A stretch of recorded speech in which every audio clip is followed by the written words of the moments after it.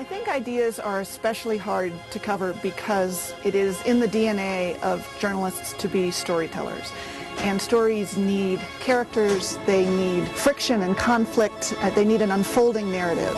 An idea can feel like a very static thing, but when you put the idea in the head of an innovator, when you see an idea changing people's lives, that's where I think a festival of ideas turns into a festival of stories.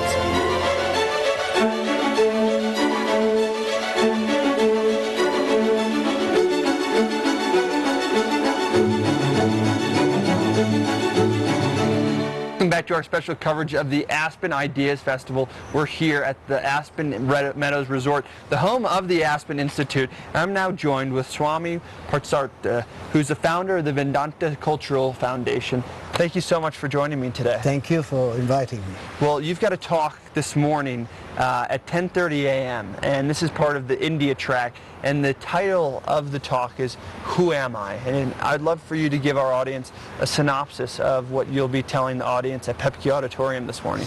Yes, the idea is that we have lost our identity. Entire humanity has lost their identity, and once you lose your identity, you are not able to maintain a right relationship with the world. Like a person who is under the influence of alcohol, he has lost his identity, and thereafter he is not able to maintain a right relationship with the world. So when you don't have a right relationship with the world, you suffer, and that's what's happening. The whole world is infested with stress, not because there's anything wrong with the world. It's not with the persons you meet or the environment you are in. It is to do with your relationship. You're not able to relate yourself because you lost your identity. And do you find that this is a particular crisis in specific cultures or just around the world? Because around the world, particularly in the West. I find stress is more pronounced in the West than in the East. But East also is a lot of stress there. So you see, the problem is everybody in the world believes that the joys or pleasure, happiness is in the external world. That is why people are running after wealth and enjoyment. They believe the pleasure, happiness is in wealth and enjoyment. So two motivations that are driving entire humanity is acquisition and enjoyment. They want to acquire and acquire and acquire, and they want to enjoy. Find me one man in the world who is satisfied with his acquisition. He wants more, he wants more. I'm not saying it's wrong, but you base all your happiness in acquisition, which there's no end. You can't end with acquisition, neither with enjoyment.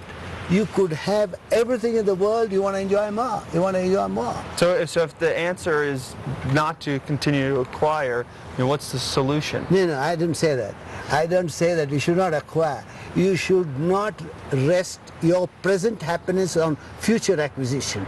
See, the problem is not in acquisition. The problem is, if I get that, I'll be happy. You know, there's a recent article, I read a beautiful article in the West, wealth fatigue syndrome. Now, what is this wealth fatigue syndrome? It's a man with a beautiful yacht, 250 feet yacht, sitting there, invites us, and we are all enjoying. But the other guy is looking at another yacht, which is 500 feet. You know? It's a lack of content. A lack of content. You're right. See, what Vedanta says is, you should be content with what you have and aspire for more. There's no taboo on acquisition. There's no taboo on enjoyment. But never should your present happiness be linked with future acquisition. And that's absurd. If I get that, I'll be happy. And you get it. If I get that, I'm happy. You ask a man in a wheelchair, he wants legs. If I get legs, and you're convinced, poor man should have. Ask a guy with legs, he wants a two-wheeler. Ask a two-wheeler guy, he wants a four-wheeler. Four-wheeler guy wants a Cadillac. There's nothing wrong with it. All the time you're uneasy, discontent, and your present happiness is fixed on future acquisition. Therefore, you're always unhappy in the present. So how do you achieve that level of content? Read my book. Tell us a little bit about the book. What I mean is, you got to understand that you're blessed with oxygen. You're breathing oxygen. Not as much here at 8,000 feet, but still you have it. Yeah, exactly. And you have eyes to see. You've got limbs to move. What are you worried? And you get as much as you want, but be satisfied with what you have. This is total dissatisfaction, ingratitude actually.